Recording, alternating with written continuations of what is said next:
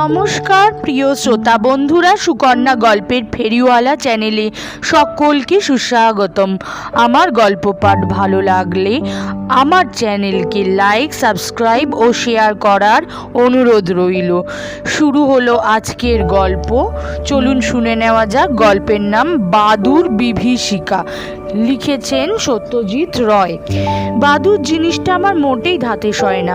আমার ভবানীপুরের ফ্ল্যাটের ঘরে মাঝে মাঝে যখন সন্ধ্যের দিকে জানলার গাঢ় দিয়ে নিঃশব্দে এক একটা চামচিকে ঢুকে পড়ে, তখন বাধ্য হয়েই আমাকে কাজ বন্ধ করে দিতে হয়।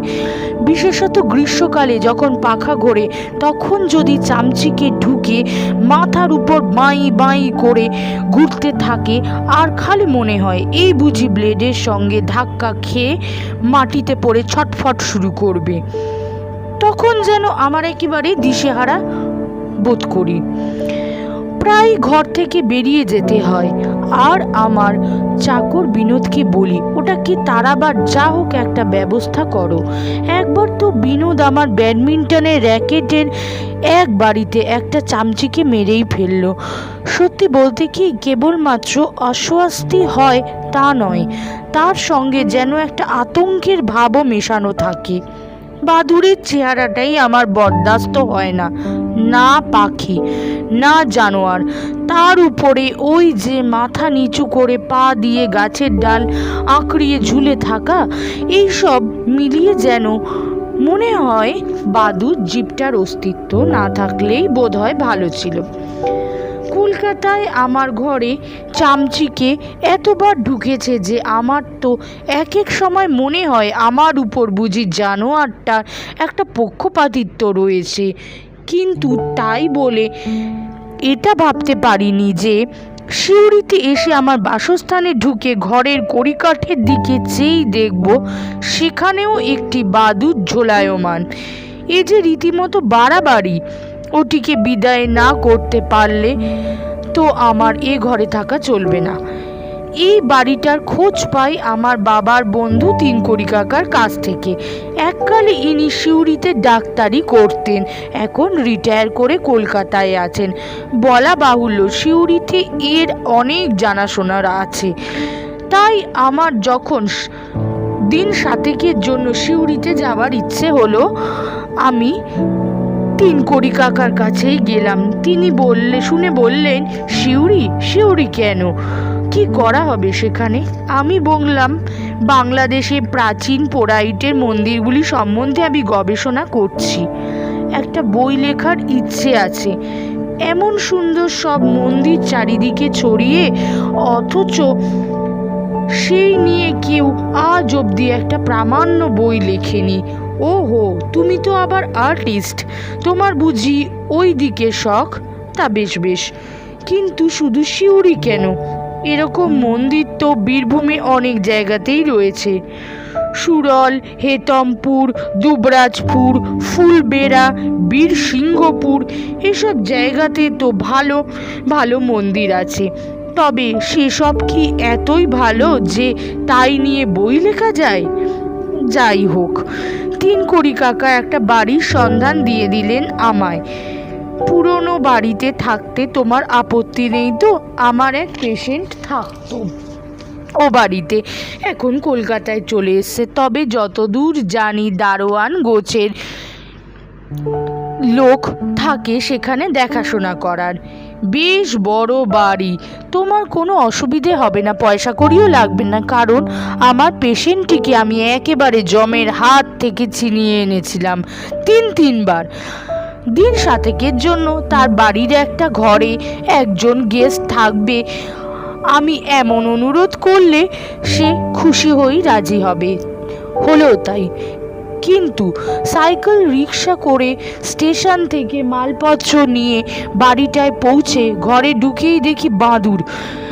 বাড়ির তত্ত্বাবধায়ক বৃদ্ধ দারোয়ান গোছের লোকটিকে হাঁক দিলাম, ওহে আগে মধুসূদন। বেশ, তা মধুসূদন ওই বাদুর বাবাজি কি বরাবরই এই ঘরে বসবাস করেন, না আজ আমাকে অভ্যর্থনা করতে এসেছেন? মধুসূদন কড়িকাঠের দিকে মাথা চুলকিয়ে বলল, আগে তা তো খেয়াল করিনি বাবু, এই ঘরটা তো বন্ধই থাকে। আজ আপনি আসবেন বলে খোলা হয়েছে, কিন্তু ইনি থাকলে তো আবার আমার থাকা মুশকিল। ও আপনি কিছু ভাববেন না বাবু, ও সন্ধে হলেই চলে যাবে। তা না হয় গেল, কিন্তু কাল যেন আবার ফিরে না আসে তার একটা ব্যবস্থা হবে কি? আর আসবে না? আর কি আসে? এ তো আর বাসা বাঁধেনি যে আসবে। রাত্রিরে কোনো সময় ফস করে ঢুকে পড়েছে। দিনের বেলা তো চোখে দেখতে পায় না, তাই বেরোতে পারেনি। চাটা খেয়ে বাড়ির সামনের বারান্দায় একটা পুরনো বেতের চেয়ারে এসে বসলাম। বাড়িটা শহরের এক প্রান্তে, সামনে উত্তর দিকে কার যেন মস্ত আমবাগান, গুড়ির ফাঁক দিয়ে দূরে দিগন্ত বিস্তৃত ধানক্ষেত দেখা যায়। পশ্চিম দিকে একটা বাঁশঝাড়ের উপর দিয়ে একটা গির্জের চূড়ো দেখা যায়। সিউড়িতে একটি বিখ্যাত প্রাচীন গির্জা। রোদটা পড়লে একটু ওদিকটায় ঘুরে আসবো বলে স্থির করলাম। কাল থেকে আবার কাজ শুরু করব। খোঁজ নিয়ে জেনেছি সিউড়ি এবং তার আশেপাশে 20-25 মাইলের মধ্যে অন্তত খান 30 পোড়ামাটির মন্দির আছে। আমার সঙ্গে ক্যামেরা আছে এবং অপর্যাপ্ত ফিল্ম। এইসব মন্দিরের গায়ে প্রতিটি কারুকার্যের ছবি তুলে ফেলতে হবে। ইটের আয়ু আর কতদিন? এসব নষ্ট হয়ে গেলে বাংলাদেশ তার এক অমূল্য সম্পদ হারাবে। আমি রিস্টওয়াচের দিকে চেয়ে দেখি 5:30। গির্জার মাথার পিছনে সূর্য অদৃশ্য হলো। আমি আর ভেঙে চেয়ার ছেড়ে উঠে সবে বারান্দায় সিঁড়ির দিকে পা বাড়িয়েছি, এমন সময় আমার কান ঘেঁষে শন শন শব্দ করে কি যেন একটা উড়ে আমবনের দিকটায় চলে গেল। শোয়ার ঘরে ঢুকে কড়িকাঠের দিকে চেয়ে দেখি বাদুরটা আর নেই। যাক, বাঁচা গেল। সন্ধিটা অন্তত নির্বিঘ্নে কাটবে, নয়তো আবার লেখার কাজও কিছুটা যেতে পারে। বর্ধমান, বাঁকুড়া আর 24 পরগনার মন্দিরগুলো এর আগেই দেখা হয়ে গিয়েছিল। সেগুলো সম্পর্কে লেখবার কাজটা সিউড়িতে থাকতে থাকতেই আরম্ভ করব ভেবেছিলাম। রোদটা পড়তে আমার টর্চটা হাতে নিয়ে গির্জার দিকে বেরিয়ে পড়লাম। বীরভূমের লাল মাটি, অসমতল জমি, তাল আর খেজুর গাছের সারি, এইসব আমার বড় ভালো লাগে। তবে সিউড়িতে আমার এই প্রথম আসা। প্রাকৃতিক দৃশ্য উপভোগ করার উদ্দেশ্যে যদিও আসিনি, তবুও সেই সন্ধেটায় লাল গির্জের আশেপাশ ভারী মনোরম লাগলো। হাঁটতে হাঁটতে গির্জে ছাড়িয়ে পশ্চিম দিকে আরও খানিকটা পথ এগিয়ে গেলাম। হাঁটতে হাঁটতে গির্জে ছাড়িয়ে অনেকটা এগিয়ে এসছি। সামনে দেখলাম খানিকটা জায়গা রেলিং দিয়ে ঘেরা। দূর থেকে কারো বাগান বলে মনে হয়। একটা লোহার গেটও রয়েছে বলে মনে হলো। আরও খানিকটা এগিয়ে গিয়ে বুঝলাম বাগান নয়, গোরস্থান। খান 30 খ্রিস্টানদের কবর রয়েছে গোরস্থানটায়। কোনোটির উপর কারুকার্য করা পাথরের বা ইটের স্তম্ভ, আবার কোনোটি মাটির শোয়ানো ফলকে পাথরের ফলক। এগুলো যে খুব পুরনো তাতে সন্দেহ নেই। স্তম্ভগুলিতে ফাটল ধরেছে, আবার ফাটলের মধ্যে একটিতে অশ্বত্থের চারা গজিয়েছে। গেট খোলাই ছিল। ভেতরে ঢুকে ফলকের উপর অস্পষ্ট লেখাগুলো পড়তে চেষ্টা করলাম। একটাই দেখলাম সন 1739, আরেকটায় 1788। সবই সাহেবদের কবর। ইংরেজ রাজত্বের গোড়ার দিকে ভারতবর্ষে এসে নানা রকম মহামারীর প্রকোপে অধিকাংশই অল্প বয়সে মৃত্যু হয়েছে। একটা ফলকের লেখাটা একটু স্পষ্ট আছে দেখে আমার টর্চ জ্বালিয়ে ঝুঁকে সেটা পড়তে যাব, এমন সময় পিছনে যেন একটা পায়ের শব্দ পেলাম। ঘুরে দেখি একটি মাঝবয়সী বেঁটে গোছের লোক হাত 10 দূরে দাঁড়িয়ে আমারই দিকে হাসি হাসি মুখ করে চেয়ে আছে। লোকটার পরনে একটা কালো আলপাকার কোট, একটা ছাই রঙের প্যান্টুলুন আর হাতে একটা তালি দেওয়া ছাতা। আপনি বাদুর জিনিসটা বিশেষ পছন্দ করেন না, তাই না? ভদ্রলোকের কথায় চমকে উঠলুম। সে কি করে জানলো? আমার বিস্ময় দেখে ভদ্রলোক হেসে বললেন, ভাবছেন কি করে জানলুম? খুবই সোজা। আপনি যখন আপনার বাড়ির দারোয়ানটিকে আপনার ঘরের বাদুরটাকে তাড়িয়ে দেওয়ার কথা বলছিলেন, তখন আমি কাছাকাছি ছিলুম। ও তাই বলুন। ভদ্রলোক এইবার আমাকে নমস্কার করলেন। আমার নাম জগদীশ পার্সিভাল মুখার্জি। আমাদের 4 পুরুষের বাস এই সিউড়িতে। খ্রিস্টান তো, তাই সন্ধ্যের দিকটায় গির্জা গোরস্থানের আশপাশটায় ঘুরতে বেশ ভালো লাগে। অন্ধকার বাড়ছে দেখে আস্তে আস্তে বাড়ির দিকে পা ফেরালুম। ভদ্রলোক আমার সঙ্গ নিলেন। কেমন যেন লাগছিল লোকটিকে।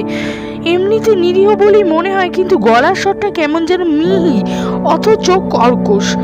আর গায়ে পড়ে যেসব লোক আলাপ করে তাদের আমার মোটেই ভালো লাগে না। টর্চের বোতাম টিপে দেখি সেটা জ্বলছে না।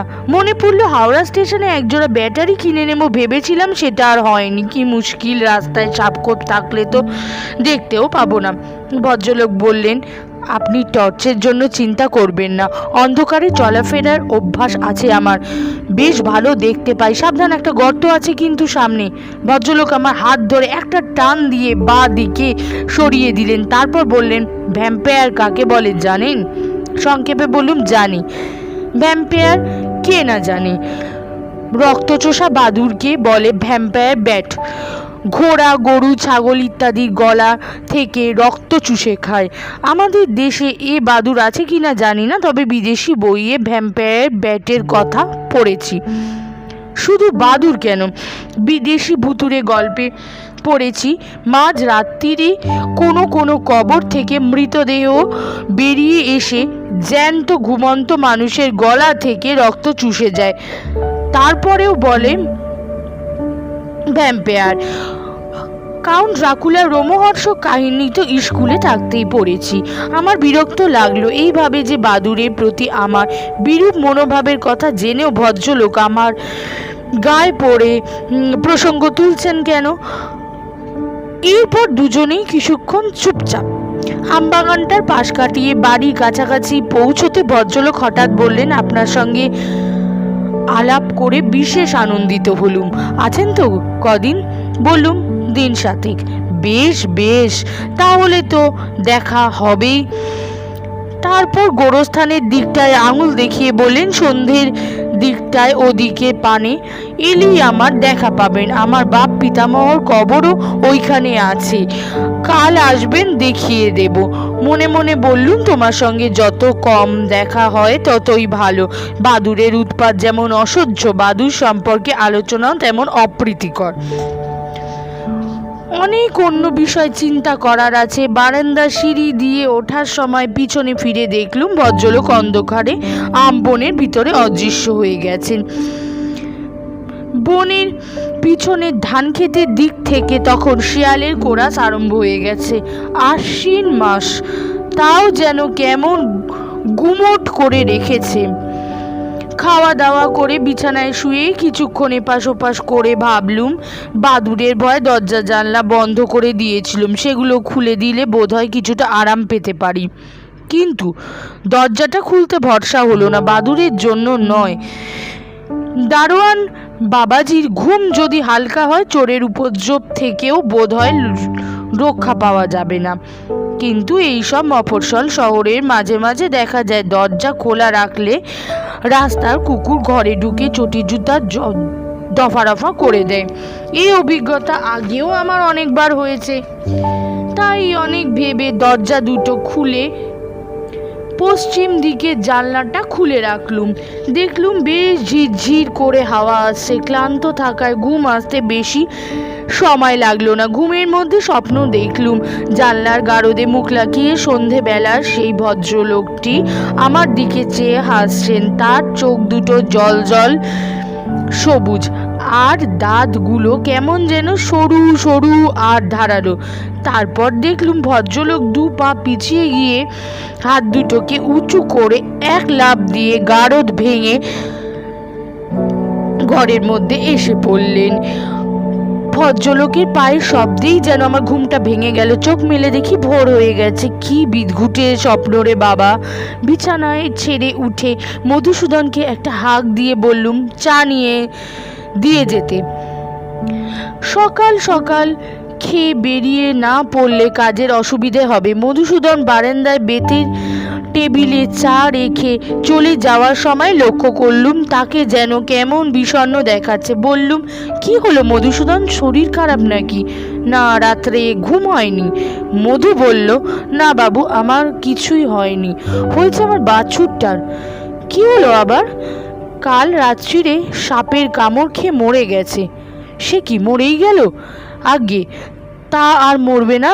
এই সবে 7 দিনের বাছুর, গলার কাছটায় মেরেছে ছোবল, কি জানি গোখরো নাকি। মনটা কেমন খচখচ করে উঠল। গলার কাছে, গলায় ছোবল, কালই যেন। হঠাৎ মনে পড়ে গেল ভ্যাম্পায়ার ব্যাট। জীব জানোয়ারের গলা থেকে রক্ত শুষে নেয় ভ্যাম্পায়ার ব্যাট। কিন্তু পরক্ষণেই মনে হলো সাপের ছোবলে বাছুর মরবে, এতে আশ্চর্যের কি? আর বাছুর যদি রাত্রে শুয়ে থাকে তাহলে গলায় ছোবল লাগাটা তো কোনো অস্বাভাবিক ব্যাপার না। আমি মিছিমিছি দুটো জিনিসের মধ্যে একটা সংযোগ স্থাপনের চেষ্টা করছি। মধুসূদনকে সান্ত্বনা দেওয়ার মতো দু একটা কথা বলে কাজের তোড়জোড় করব বলে ঘরে ঢুকতেই দৃষ্টিটা যেন আপনা থেকেই কড়িকাঠের দিকে চলে গেল।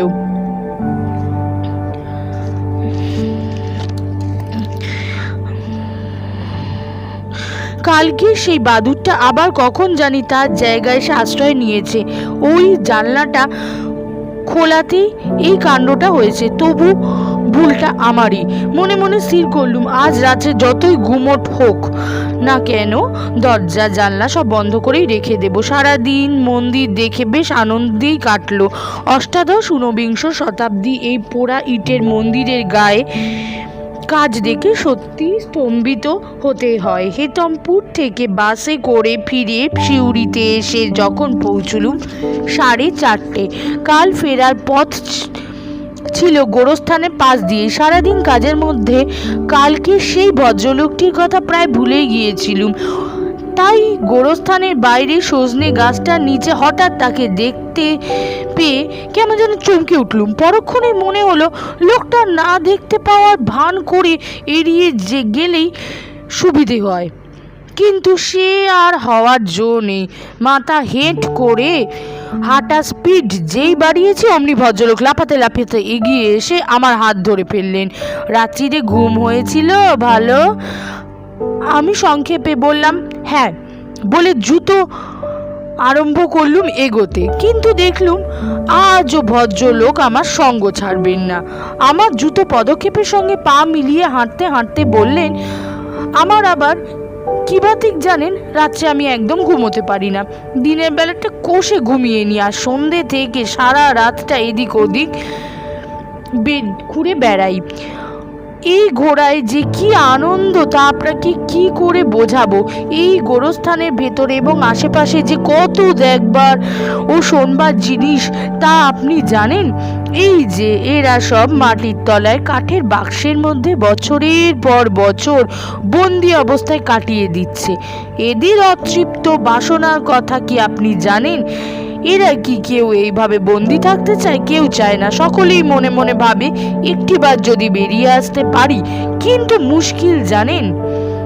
এই বেরোনোর রহস্যটি সকলের জানা নেই। সেই শোকে তারা কেউ কাঁদে, কেউ গোঙায়, কেউ বা ঘন ঘন দীর্ঘ নিঃশ্বাস ফেলে। মাঝরাত্রিরে যখন চারিদিক নিস্তব্ধ হয়ে যায়, শেয়াল যখন ঘুমিয়ে পড়ে, ঝিঝি পোকা যখন ডেকে ডেকে ক্লান্ত হয়ে যায়, তখন তাদের শ্রবণ শক্তিও খুব তীক্ষ্ণ। এই যেমন আমার, তারা এই সব মাটির নিচে কাঠের বাক্সে বন্দি প্রাণীদের শোকোচ্ছ্বাস শুনতে পায়। অবশ্যই ওই যা বললাম, কান খুব ভালো হওয়া চাই। আমার চোখ কান দুটি খুব ভালো, ঠিক বাদুড়ের মতো। মনে মনে ভাবলুম মধুসূদনকে এই লোকটির কথা জিজ্ঞাসা করতে হবে। একে জিজ্ঞাসা করে সঠিক উত্তর পাওয়া যাবে বলে ভরসা হয় না। কতদিনের বাসিন্দা ইনি? কি করেন ভদ্রলোক? কোথায় এর বাড়ি? আমার পিছনে পিছনে হাঁটতে হাঁটতে ভদ্রলোক বলে চললেন, আমি সকলের সঙ্গে বিশেষ একটা এগিয়ে এসে আলাপ করি না, কিন্তু আপনার সঙ্গে করলাম। আশা করি যে কটা দিন আছেন আপনার সঙ্গ থেকে আমাকে বঞ্চিত করবেন না। আমি এবার রাগ সামলাতে পারলুম না, হাঁটা থামিয়ে লোকটির দিকে ঘুরে বললুম, দেখুন মশাই, আমি 7 দিনের জন্য এসেছি এখানে, বিস্তর কাজ রয়েছে আমার, আপনাকে সঙ্গ দেওয়ার সুযোগ হবে বলে মনে হয় না। ভদ্রলোক যেন প্রথমটা আমার কথা শুনে একটু মূর্ছে পড়লেন, তারপর মৃদু অথচ বেশ দৃঢ় কণ্ঠে ঈষৎ হাসি মাখিয়ে বললেন, আপনি আমাকে সঙ্গ না দিলেও আমি আপনাকে তো দিতে পারি। আর আপনি যে সময়টা কাজ করেন অর্থাৎ দিনের বেলা, আমি সে সময়টার কথা বলছিলাম না। আর বৃথা সময় নষ্ট করে লাভ নেই। সংক্ষেপে নমস্কার বলে আমি বাড়ির দিকে পা চালালুম। রাত্রে খাবার সময় মধুসূদনকে লোকটির কথা জিজ্ঞাসা করলুম। মধু মাথা চুলকে বলে, আগে জগদীশ মুখুজ্জে বলে কাউকে। তারপর একটু ভেবে বললে, ও হ্যাঁ, দাঁড়ান, বেটে খাটো মানুষ, কোট প্যান্টালুন পরেন, গায়ের রং ময়লা। হ্যাঁ হ্যাঁ, ও আরে তার তো বাবু মাথা খারাপ, সে তো হাসপাতালে ছিল এই কিছুদিন আগে অবধি, তবে এখন শুনেছি তার ব্যামো সেরেছে। তবে চিনলেন কি করে বাবু? তাকে তো অনেক দিন দেখিনি। ওর বাপ নীলমণি মুখুজ্জে ছিলেন পাদ্রী সাহেব, খুব ভালো লোক, তবে তিনিও শুনেছিলাম মাথার ব্যামোতেই মারা গিয়েছিলেন। আমি আর কথা বাড়ালাম না। বাদুরটার কথা সকালে বলা হয়নি, সেটা বললাম, অবশ্যই দোষটা আমারই, জানলা খুলে দিয়েছিলাম, ওটার যে মাঝের গারদ নেই সেটা খেয়াল ছিল না। মধু বলল, এক কাজ করব বাবু, কাল ওই ফাঁকটা বন্ধ করে দেব, আজকে রাতটা বরং জানলা ভেজানোই থাক। সারাদিন মন্দির নিয়ে যেসব কাজ করেছি, রাত্রে খাতা খুলে সেইগুলি সম্বন্ধে এক প্রস্থ লিখে ফেললাম। ক্যামেরা আর ফিল্ম ছিল না, বাক্স খুলে আগামীকালের জন্য নতুন ফিল্ম ভরালাম। জানলার দিকে বাইরে তাকিয়ে দেখি গতকালের জমা মেঘ কেটে গেছে, চাঁদের আলোয় বাইরেটা তকতক করছে। লেখার কাজ শেষ করে বারান্দায় এসে বেতের চেয়ারটায় কিছুক্ষণ চুপচাপ বসে রইলুম। 11টার কাছাকাছি উঠে এক গেলাস ঠান্ডা জল খেয়ে বিছানায় এসে শুলাম।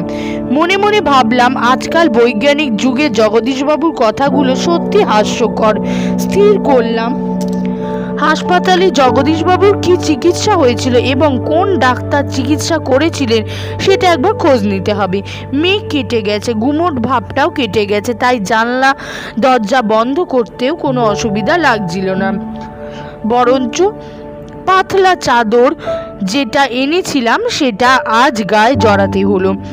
চোখ বোঝা অল্পক্ষণের মধ্যেই বোধহয় ঘুমিয়ে পড়েছিলাম। কটার সময় যে ঘুম ভেঙেছিল জানি না, আর ভাঙার কিছুক্ষণ পরে কেন যেন ভাঙলো সেটা বুঝতে পারলাম না। তারপর হঠাৎই পূব দিকে দেওয়ালে একটা চতুষ্কোণ চাঁদের আলো দেখেই বুকের ভেতরটা ধড়াস করে উঠল। জানলাটা কখন জানি খুলে গেছে, সেই জানলায় চাঁদের আলো এসে দেওয়ালে পড়েছে।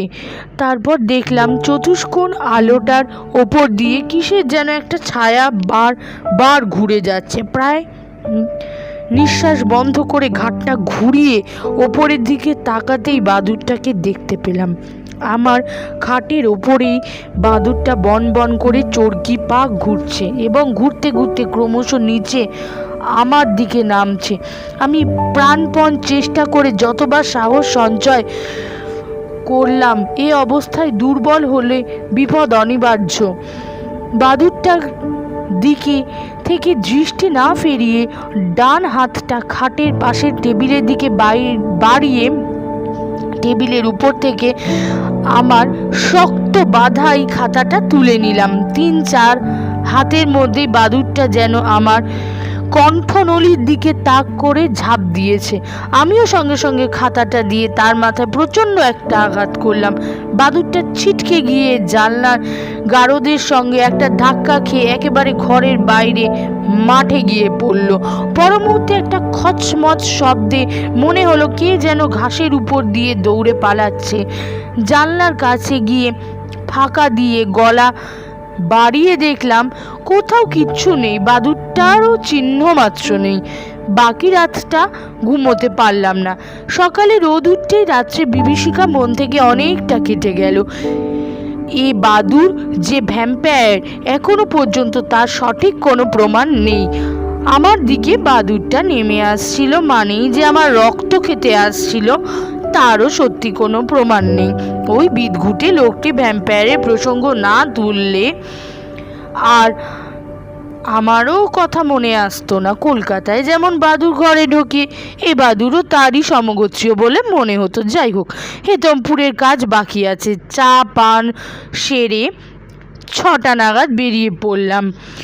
গোরস্থানের কাছাকাছি আসতে একটা আশ্চর্য দৃশ্য দেখলাম। স্থানীয় কয়েকটি লোক জগদীশ বাবুকে ধরাধরি করে নিয়ে আসছে। দেখে মনে হলো জগদীশ বাবু অজ্ঞান, আর তার কপাল যেন চাপ চাপ রক্তের দাগ। কি হয়েছে জিজ্ঞাসা করাতে সামনের লোকটি হেসে বলল, বোধহয় গাছ থেকে পড়ে গিয়ে মাথাটি ফাটিয়ে অজ্ঞান। বললাম, সে কি, গাছ থেকে পড়বেন কেন? আরে মশাই, এ লোক বদ্ধ পাগল।